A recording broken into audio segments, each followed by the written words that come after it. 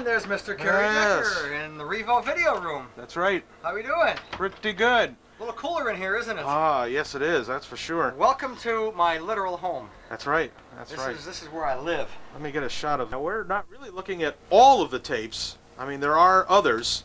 How many have you got in the collection now? About 1160. 1160 tapes. That are numbered. Yeah, There's about more. that, I guess. These are... this is Mickey's Japanese collection, collection, all these. Which are all... Don't forget up there I have like 80 more of just Star Trek, the original TV series. Which are up there. I seem to have lost a remote control somewhere. Oh, I've got it. You do? Yeah, I have it. So just kind of giving you an idea. Because they're all over. Literally, all over. That's right.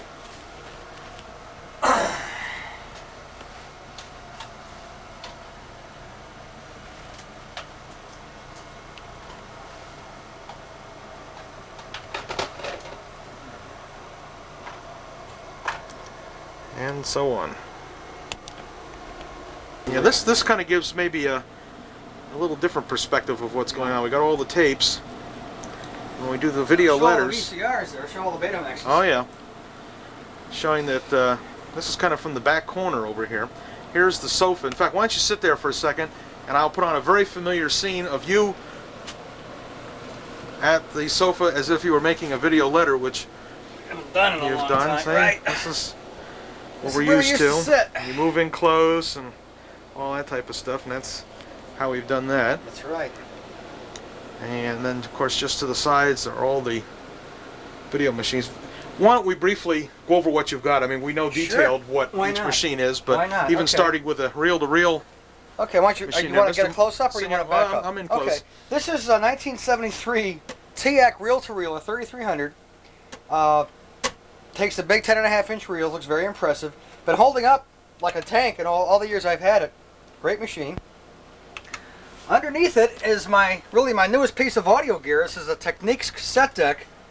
Has the Dolby and metal positions, all that, which I use once in a while.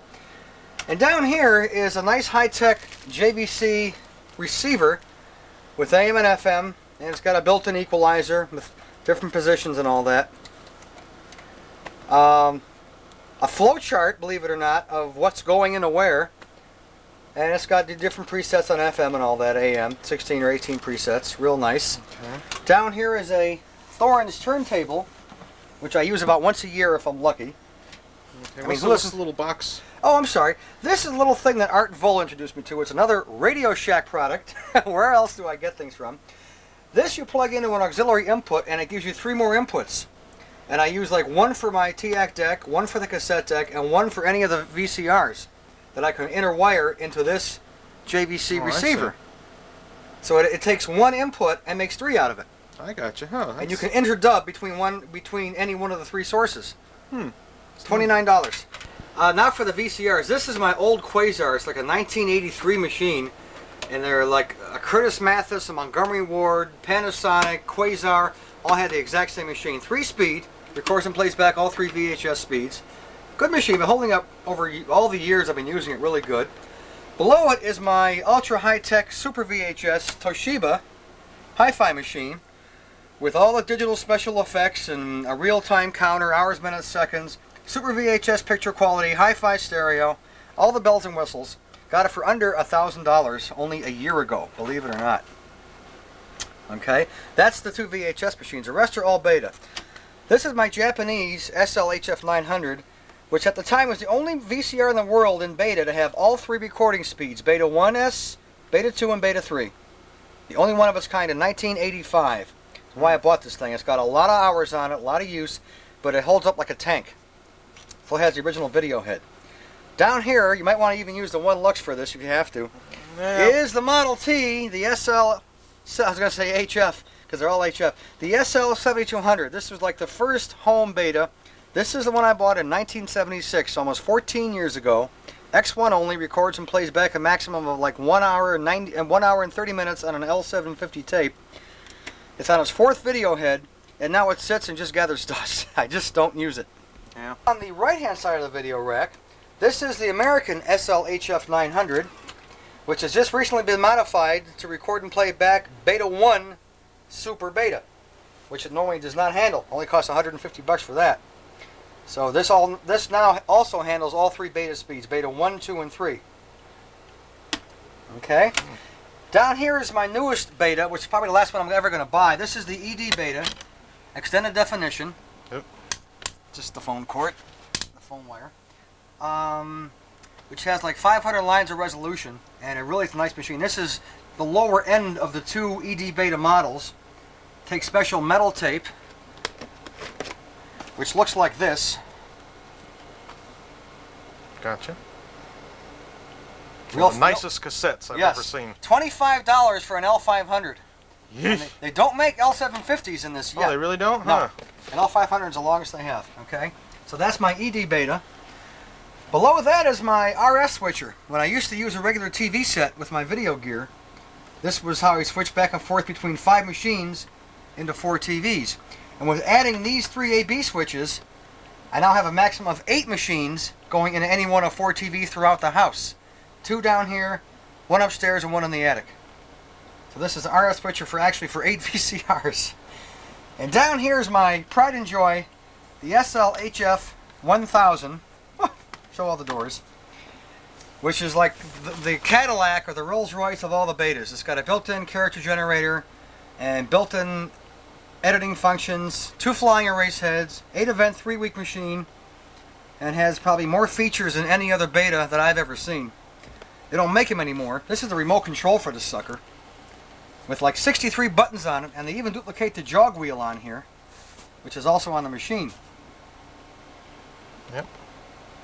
So this is the Cadillac. This is my own personal pride and joy. I use this machine every day of the week. I use this thing 7 days a week. Okay, what you're looking at now is really my first video antique. This is really it. This is the first Betamax, which really began the home video revolution way back in the fall of 1975. It's got a built-in 19-inch Sony Trinitron TV, not a monitor, but a TV. It's got a 1-hour Betamax under this nice smoked plastic cover, and this thing does work. It's a 1-hour beta machine. Permanent machine that's like in there. It's amazing. Yeah, well, this thing can come out the back. It does slide out if you want to slide it out. The only feature it has is a 00 memory. That's it. And a pause button. And a pause button, which does not lock, by the way. No, that's right. It does not lock. And then there's what, the clock timers. Yeah. And boy, those buttons are enormous compared to what we're used to today. Sure. These are the funny thing is on this thing. This is very unique. This has got 2 tuners. This is the tuner to watch TV on, and in here, if you want to record a different channel, this tuner is what the Betamax is going to record. Oh. So you can like watch channel 5 here while you're recording channel 8 up here on the Betamax. And if you want to see channel 8 here, you push this monitor button, which is supposed to light up, and channel 8 will come out here momentarily. And of course, here's the old AFT, which you are supposed to have on. So that's why this is, they actually call this auxiliary tuner controls over here. Then if you have a video camera, you have a switch here to record from TV or a video camera. This is the VTR power and the timer. Here's your clock, the old leaf clock, which can be set up to 24 hours in advance. And over here are your standard TV controls for brightness, color, tint, vertical hold, and all that. And down here... Now there's something I noticed here. What's that? You have got... I'm sorry. 2 tuners, one that you can record a different channel than you're watching, and a clock that records 24 hours. What more could you want on a video machine, man? Right. I mean, you can actually watch something different than it's taping. Absolutely. And you can do it at midnight. Jeez. And down here, which I can never open this thing up. This is, I feel like Betty Furness. Wait a minute. I feel like Betty Furness. There we go. I believe she had to use a screwdriver on a couple doors there. Did it for her. That's a little door to store your tapes in. Oh. Of course, all I have in here right now is the original owner's manual. 12, 15 tapes. What more would you want there? What more do you need? I mean, why have more than 12 tapes? Right. But as you can see, if you get an overall shot of the whole thing, it's a great looking piece of furniture, if nothing else. And for 1975, that wasn't bad. The original list price of this thing, by the way, was $2,395. And that's because that's why I didn't get that. I couldn't afford it. I picked this up for $350 3 years ago. Jeez. From a guy that works as a disc jockey in Cleveland. Moved back here. and I'm real happy with it. I never use this thing. I mean, I use this as like a monitor or a secondary or a preview monitor, whatever you call a secondary TV set. Still. But that's it. It needs a picture tube. This one's shot. It's all green. But, hey. And then, of course, now we've got the new monitor. And this you haven't seen yet, by the way. This is what that isn't. This is a high-resolution Sony monitor. This is Payne, administrator of the space agency, wait, let me then met stay on it. Abernathy yesterday and told. This is made for Super VHS and ED Beta. Great footage you're getting there on camera. But anyway, this has got 500 lines of resolution, which will easily accept Super VHS and ED Beta both. I want you to bring in the camera a little bit closer, Kerry. I want to show you something that you haven't seen yet. Now, you see this button that says control? Okay. Zoom out so you can get this whole side here. When you push the control button here, you ready? You have all your functions lit up. Yep. Both here and over here on this side. This is where you have your hue, your color, brightness, sharpness, even treble and bass and balance because it's got a built-in 20-watt amplifier. The reset will take you back to Sony's factory specs, what they think the picture should look like. That's neat. Okay. When you push the control button off, they all disappear. For viewing. So right. You're not distracted. That's it. Great. Okay. What else you want to show? Anything? Let me see here. You showed everything here. We'll sit down on the couch here in a moment. Oh, you made a couple of your videotapes from over here. Yeah, I have from the past. desk, which is neat. And of course, you have your audio collection. Yeah, this is right. This is something out of my past. This is my audio tapes, 10.5-inch reels. These things I began in 1963, and after 26 years, I have 261 tapes. I began the video collection in 1976 with over 1,100 tapes, and those tapes began at $16. These began at about 2.5. Yeah. Now you tell me which hobby took hold of my life. It wasn't this one. No. It wasn't this one at all. I'm at my desk, which is always a mess. But come on over this side, Cherry. I want to show you what's hanging on the wall here, next to me. You want to go back a decade? This is Ray and Carrie in 1979, I think, early October, when I visited you in Orlando with Mickey. That was like our first trip together. Where was that taken? I believe that was at one of the shopping malls. I'm trying to think, Altamont Mall or something like that. Yeah. And this, notice, is the Fuji video cassette. Yes. Set Making in some kind of a bad deal there. Yeah, right. This, of course, is an Apollo 11 insignia I got from you.